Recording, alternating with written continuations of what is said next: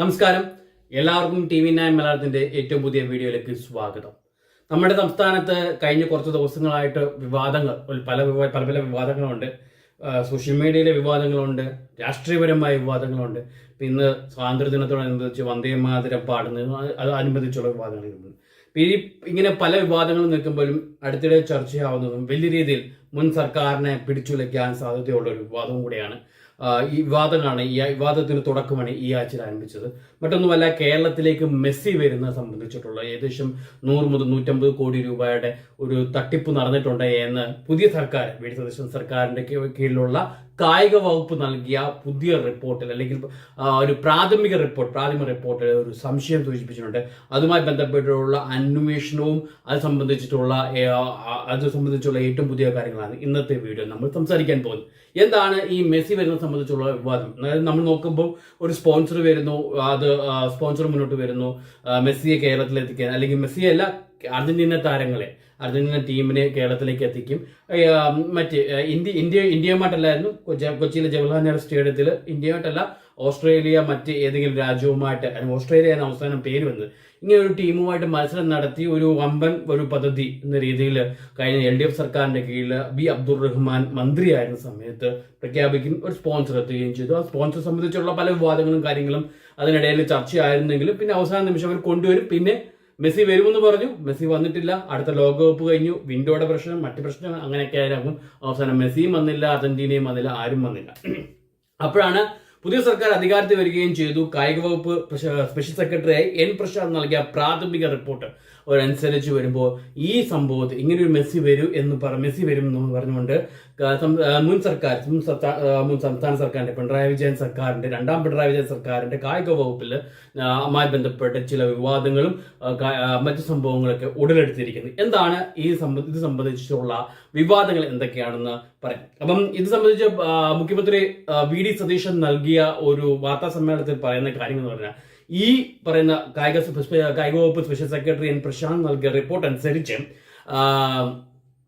ഈ ഒരു മെസ്സി വരുന്നത് സംബന്ധിച്ച് 126 കോടി രൂപയെ സംബന്ധിച്ച് ഒരു തട്ടിപ്പ് നടന്നിട്ടുണ്ട്, അല്ലെങ്കിൽ ഇതിലൊരു ഒരു പറയുന്ന ഒരു ടാക്സ് വെട്ടിപ്പ് നടന്നിട്ടുണ്ട് എന്നാണ് സംശയം മുന്നോട്ട് വെക്കുന്നത്. ഇപ്പൊ PMLA ആക്ട്, വിദേശത്തേക്ക് പണം അയക്കുമായി ബന്ധപ്പെടുമ്പോൾ അതിൽ ഫോറിൻ ടാക്സ് അതുമായി ബന്ധപ്പെട്ടുള്ള കാര്യങ്ങൾ, പിന്നെ ഇത് നടത്തിപ്പുമായി ബന്ധപ്പെട്ട് എങ്ങനെ ഈ പറയുന്ന സ്പോൺസറിലേക്ക് സർക്കാർ അല്ലെങ്കിൽ കായിക വകുപ്പ് എത്തി എന്ന് പറയുന്ന രീതിയിലുള്ള ചില ചർച്ചകളും കാര്യങ്ങളും അതുമായി ബന്ധപ്പെട്ടുള്ള ചില സംശയങ്ങളുമാണ് പ്രധാനപ്പെട്ട രീതിയിൽ ഈ മെസ്സി അല്ലെങ്കിൽ അർജന്റീന ടീം കേരളത്തിലേക്ക്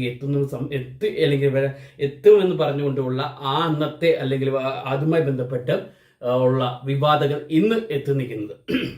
എന്താണ് ശരിക്കും സംഭവിച്ചതെന്ന് പറഞ്ഞു കഴിഞ്ഞാൽ, അതായത് ഖത്തർ ലോകകപ്പ് 2022 ഖത്തർ ലോകകപ്പില് അർജന്റീന ജയിക്കുന്നു. അർജന്റീന എനിക്ക് തോന്നുന്നു 1980 ശേഷം ലോകകപ്പിൽ മുത്തമിടുന്നത് ഇതാദ്യമായിട്ടാണ്. ലയണൽ മെസ്സിയുടെ ഇത്രയും ഒരു മാജിക് തന്നെ പറയാൻ പറ്റുന്ന ഒരു കരിയറിൽ ആദ്യമായി നേടുന്ന ഒരു ലോകകപ്പ്.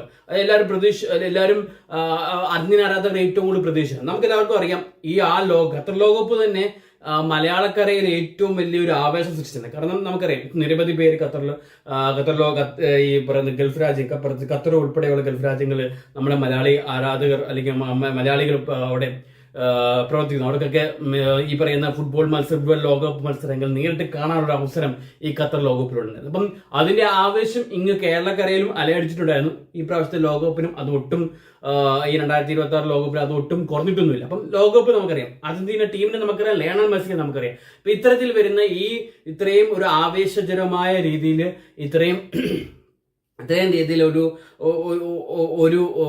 ടോപ്പിക്കാണ് ഫുട്ബോളും ഈ പറയുന്ന അർജന്റീന ടീമും ഈ പറയുന്ന ലയണൽ മെസ്സി. ഇവരെ കേരളത്തിലേക്ക് എത്തിക്കുക എന്ന ലക്ഷ്യം അത് ആദ്യം കായിക വകുപ്പിൽ നിന്ന് ഒരു അറിയിപ്പ് അതിന് ശ്രമിക്കുമെന്ന് പറയുന്ന ഒരു അറിയിപ്പ് വരുന്നുണ്ട്. അതായത് ലോകകപ്പ് ജേതാക്കളായ അർജന്റീന ടീം, മെസ്സി ഉൾപ്പെടെയുള്ള അർജന്റീന ടീമിനെ കേരളത്തിലെ കൊച്ചി ജവഹർലാൽ നെഹ്റു സ്റ്റേഡിയത്തിൽ എത്തിച്ച് പന്ത് തട്ടിപ്പിക്കും. അത് ഏത് ടീമായിട്ടൊന്നും തീരുമാനിച്ചിട്ടില്ല.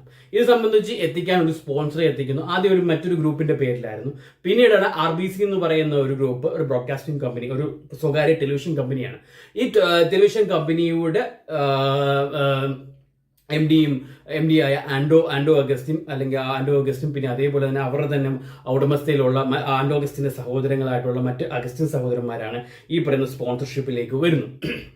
അപ്പോൾ ഈ സ്വകാര്യ കമ്പനി ഒരു സ്പോൺസറെ എത്തുന്നു. അപ്പം സ്പോൺസറെ കണ്ടെത്തിയെന്നാണ് ആദ്യത്തെ സംശയം. ഈ ഒരു ലീഗൽ ടെൻഡർ അല്ലെങ്കിൽ പറയുന്ന പോലെ ഒരു രീതിയിൽ ലേലമോ ഓപ്ഷനോ അല്ലെങ്കിൽ ഒരു നമ്മൾ പറയുന്ന ഒരു രീതിയിലും പ്രത്യേകം ഒരു ചട്ടക്രമങ്ങളും നടപടിക്രമങ്ങളോ പാലിക്കാതെയാണ് ഈ ഒരു സ്പോൺസറിലേക്ക് കഴിഞ്ഞ സർക്കാരിന്റെ കായിക വകുപ്പ് എത്തിച്ചേർന്നത് എന്ന് പറയുന്നത് സ്പെഷ്യൽ സെക്രട്ടറിയുടെ റിപ്പോർട്ടിൽ സൂചിപ്പിക്കുന്നത്. അപ്പം അതൊരു വലിയ രീതിയിൽ സംശയം സൃഷ്ടിക്കുന്നതാണ്.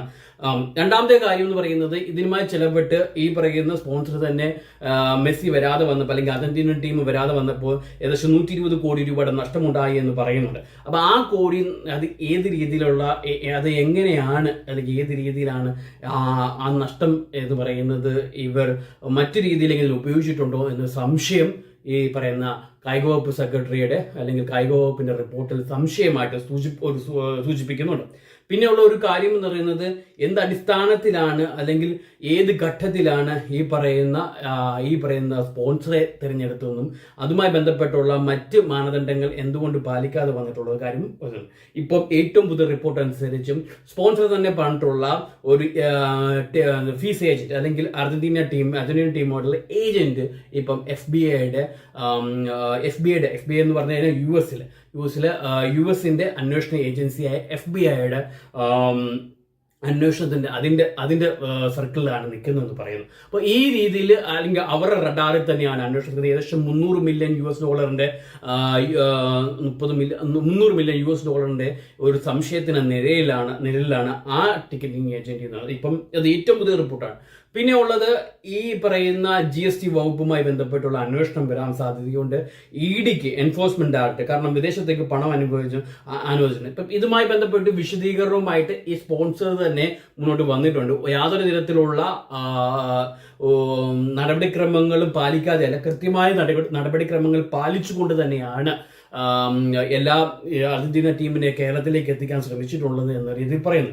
പക്ഷേ ഈ സ്പെഷ്യൽ സെക്രട്ടറി റിപ്പോർട്ട് പ്രകാരം പറയുന്നുണ്ട്, ഈ പറയുന്ന സ്പോൺസർമാർക്കെതിരെ 1-2 കേസുകൾ, അതായത് ക്രിമിനൽ പശ്ചാത്തലമുള്ള കേസുകൾ ഉള്ളതിനാൽ ഈ മെസ്സിയെ കൊണ്ടുവരുന്ന കാര്യത്തിൽ തന്നെ പോലീസിന്റെ ക്ലിയറൻസ് കൃത്യമായി കിട്ടിയിട്ടുണ്ടോ ഇല്ലയോ എന്ന കാര്യത്തിൽ സംശയമാണ്. കാരണം ആഭ്യന്തര വകുപ്പ് സെക്രട്ടറിയുടെ നിർദ്ദേശം തള്ളിക്കൊണ്ട് തന്നെയാണ് ഈ സ്പോൺസർമാരിലേക്ക് കഴിഞ്ഞ സർക്കാർ എത്തിയെന്ന്. കാരണം ഓൾറെഡി അല്ല, നേരത്തെ തന്നെ 1-2 കേസുകൾ അല്ലെങ്കിൽ ക്രിമിനൽ പശ്ചാത്തലമുള്ള ക്രിമിനൽ കേസുകൾ ഉള്ളതിനാൽ ഇവരെ ഇതിലേക്ക് കൊണ്ടുവരുന്നത് മറ്റു വിവാദങ്ങൾക്ക് വഴിവെച്ചേക്കാം.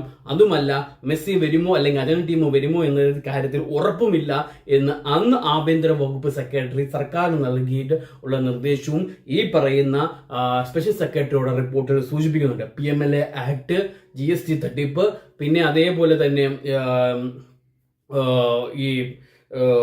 ഈ നമ്മൾ പറയുന്ന പോലെ ഈ കൃത്യമായ സർക്കാരിന്റെ ഭാഗത്തുനിന്ന് കൃത്യമായി പാലിക്കേണ്ട നടപടിക്രമങ്ങൾ പാലിക്കാതെ സ്വജനപക്ഷപാതം എന്ന രീതിയിൽ ഒരു സ്പോൺസറെ കണ്ടെത്തി എന്നുള്ള വിവിധ തരത്തിലുള്ള ആരോപണങ്ങളാണ് സ്പോൺസർക്കെതിരെ കായിക വകുപ്പിന്റെ പ്രാഥമിക റിപ്പോർട്ട് സൂചിപ്പിച്ചിരിക്കുന്നത്. ഇത് സംബന്ധിച്ചുള്ള ഏറ്റവും പുതിയ റിപ്പോർട്ട് അനുസരിച്ച് പോലീസ് പറഞ്ഞ ഒരു കേസ് എടുക്കും. പോലീസ് കേസ് എടുത്തതിന് ശേഷം മാത്രമേ ബാക്കിയുള്ള അന്വേഷണങ്ങൾക്ക് സാധ്യതയുള്ളൂ. ഏത് വിധേയത്തിലുള്ള അന്വേഷണത്തിനും അല്ലെങ്കിൽ സ്ക്രൂട്ടിനിക്കും തങ്ങൾ തയ്യാറാണെന്നും, അതായത് തങ്ങളുടെ ഭാഗത്ത് അല്ലെങ്കിൽ തങ്ങൾ എന്തെങ്കിലും തട്ടിപ്പ് നടത്തിയിട്ടുണ്ടെങ്കിൽ അത് കണ്ടെത്തിയാൽ 1 കോടി രൂപ ഇനാം നൽകാമെന്നും ഇതേ സ്പോൺസർ തന്നെ കഴിഞ്ഞ ദിവസം പറയുകയും ചെയ്തു. ഏത് രീതിയിലുമുള്ള അന്വേഷണം നേരിടാൻ തന്നെ തയ്യാറാണെന്നും ഈ പറയുന്ന സ്പോൺസർമാർ വ്യക്തമാക്കിയിട്ടും ഉണ്ട്. അപ്പോൾ ഇനിയും പോലീസിന്റെ കേസ് രജിസ്റ്റർ ചെയ്ത് കഴിഞ്ഞാൽ വിജിലൻസിന്റെ അന്വേഷണം വരും. വിജിലൻസിന്റെ കായിക വകുപ്പുമായി ബന്ധപ്പെട്ട് വിജിലൻസിന്റെ അന്വേഷണം വരും. അതിനുശേഷം പിന്നീട് വരാൻ പോകുന്നത് സെൻട്രൽ ഏജൻസിയായ ED, CBI, PMLA ആക്ട് നിൽക്കുന്നതുകൊണ്ട് മറ്റു വകുപ്പുകളും പിന്നെ ഈ ധനകാര്യ വകുപ്പിന്റെ ചുമതലയുള്ള മുഖ്യമന്ത്രി തന്നെ GST വകുപ്പിന്റെ അന്വേഷണത്തിനും നിർദ്ദേശം നൽകും എന്നാണ് ഏറ്റവും കൂടുതലായിട്ട് അറിയാൻ സാധിക്കുന്ന റിപ്പോർട്ടുകൾ. ഇപ്പം ഇതുമായി ബന്ധപ്പെട്ട് എന്താണ് ഇനി വരാൻ പോകുന്നത്? ഇതൊരു കഴിഞ്ഞ സർക്കാരിന്റെ തന്നെ ഏറ്റവും കൂടുതൽ പേരുദോഷം സൃഷ്ടിച്ച ഒരു സംഭവം കൂടിയാണ്. കാരണം മെസ്സി വരുമെന്ന് പറഞ്ഞിട്ട് അവസാന നിമിഷം മെസ്സി വരാത്ത സ്ഥിതിയുണ്ടായി. അത് പിന്നീട് പല രീതിയിൽ തന്നെ GCDയുമായിട്ട് ബന്ധപ്പെട്ട ചില വിവാദങ്ങളൊക്കെ ഉണ്ടാക്കുകയും ചെയ്തു. കൃത്യമായ രീതിയിൽ സ്റ്റേഡിയം പരിപാലനത്തിന് ഫണ്ടിറക്കുന്ന രീതിയിലുള്ള ചില സംശയങ്ങളും കാര്യങ്ങളും അന്ന് വിവാദം സൃഷ്ടിച്ചിരുന്നു. പിന്നീട് ആ വിവാദങ്ങൾ ക്ലാരിഫിക്കേഷനും കാര്യങ്ങളൊക്കെ കൃത്യമായിട്ട് വന്നു. സ്റ്റേഡിയത്തിന്റെ സ്ഥിതിവിശേഷം അനുസരിച്ച് ഇത് പുതുക്കിയെന്ന് നവീകരിച്ചെന്ന് പറയുമ്പോഴും മഴ പെയ്തപ്പോൾ അവിടെ പ്രതിസന്ധി വലിയ രീതിയിൽ വാർത്താക്കോളങ്ങളിൽ ഇടം പിടിച്ചിരുന്നു. ഇത്തരത്തിലുള്ള പല കാര്യങ്ങളും സൃഷ്ടിക്കുമ്പം സംശയത്തിന് നേരിലാണ് വലിയ രീതിയിലുള്ള ചോദ്യചിഹ്നമാണ് വരാത്ത മെസ്സിയുടെ പേരിൽ കേരളത്തിൽ നടക്കുന്നത്. മറ്റൊരു വീഡിയോയുമായി വീണ്ടും വരാം. നന്ദി, നമസ്കാരം.